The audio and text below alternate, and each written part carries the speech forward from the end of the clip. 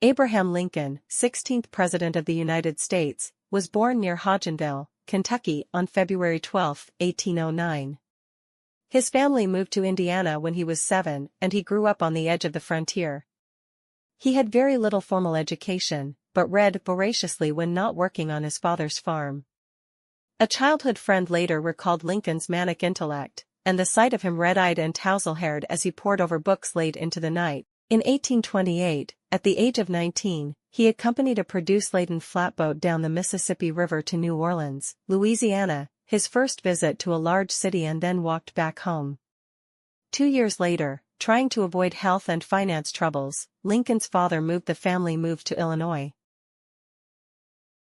After moving away from home, Lincoln co-owned a general store for several years before selling his stake and enlisting as a militia captain defending Illinois in the Black Hawk War of 1832. Black Hawk, a Sauk chief, believed he had been swindled by a recent land deal and sought to resettle his old holdings. Lincoln did not see direct combat during the short conflict, but the sight of corpse-strewn battlefields at Stillman's Run and Kellogg's Grove deeply affected him. As a captain, he developed a reputation for pragmatism and integrity. Once, faced with a rail fence during practice maneuvers and forgetting the parade ground instructions to direct his men over it, he simply ordered them to fall out and reassemble on the other side a minute later. Another time, he stopped his men before they executed a wandering Native American as a spy. Stepping in front of their raised muskets, Lincoln is said to have challenged his men to combat for the terrified natives' life. His men stood down. After the war, he studied law and campaigned for a seat on the Illinois state legislature. Although not elected in his first attempt, Lincoln persevered and won the position in 1834, serving as a Whig.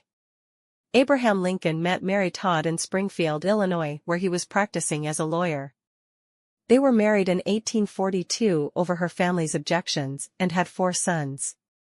Only one lived to adulthood. The deep melancholy that pervaded the Lincoln family, with occasional detours into outright madness, is in some ways sourced in their close relationship with death. Lincoln, a self-described prairie lawyer, focused on his all-embracing law practice in the early 1850s after one term in Congress from 1847 to 1849. He joined the new Republican Party, and the ongoing argument over sectionalism, in 1856. A series of heated debates in 1858 with Stephen A. Douglas, the sponsor of the 1854 Kansas-Nebraska Act, over slavery and its place in the United States forged Lincoln into a prominent figure in national politics.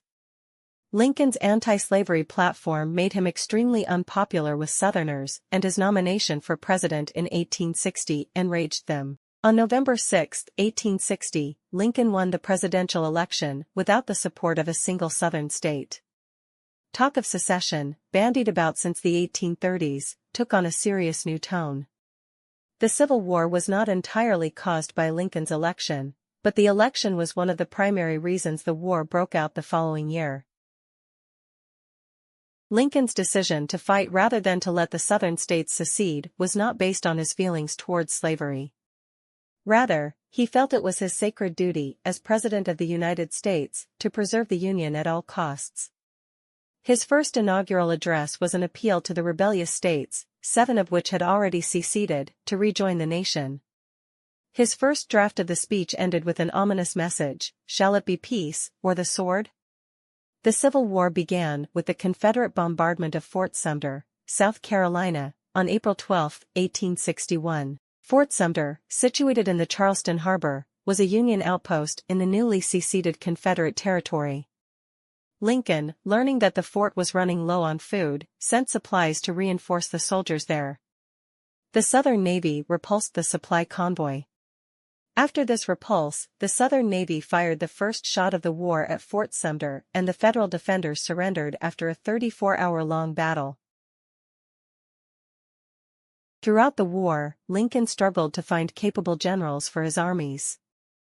As commander-in-chief, he legally held the highest rank in the United States Armed Forces, and he diligently exercised his authority through strategic planning, weapons testing, and the promotion and demotion of officers.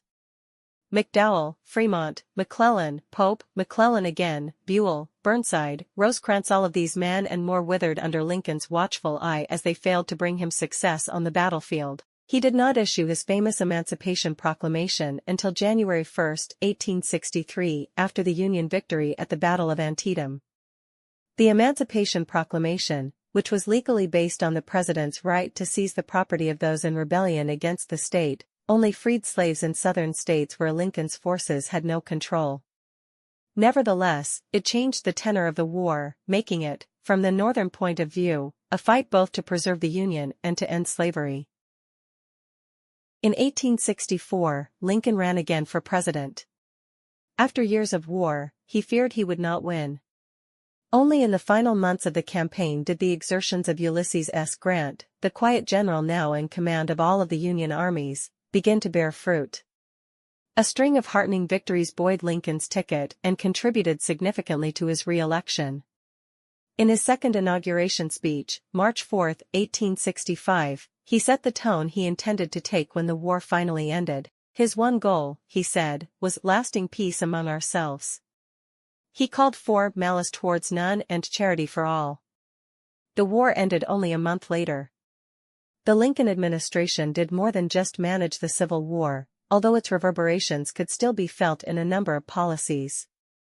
The Revenue Act of 1862 established the United States' first income tax, largely to pay the costs of total war. The costs of total war. The Morrill Act of 1862 established the basis of the state university system in this country, while the Homestead Act, also passed in 1862, encouraged settlement of the West by offering 160 acres of free land to settlers. Lincoln also created the Department of Agriculture and formally instituted the Thanksgiving holiday. Internationally, he navigated the Trent Affair, a diplomatic crisis regarding the seizure of a British ship carrying Confederate envoys, in such a way as to quell the saber-rattling overtures coming from Britain as well as the United States. In another spillover from the war, Lincoln restricted the civil liberties of due process and freedom of the press. On April 14, 1865, while attending a play at Ford's Theater in Washington, D.C., Abraham Lincoln was shot by Confederate sympathizer, John Wilkes Booth.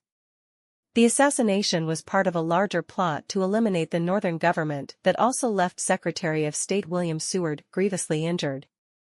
Lincoln died the following day, and with him the hope of reconstructing the nation without bitterness.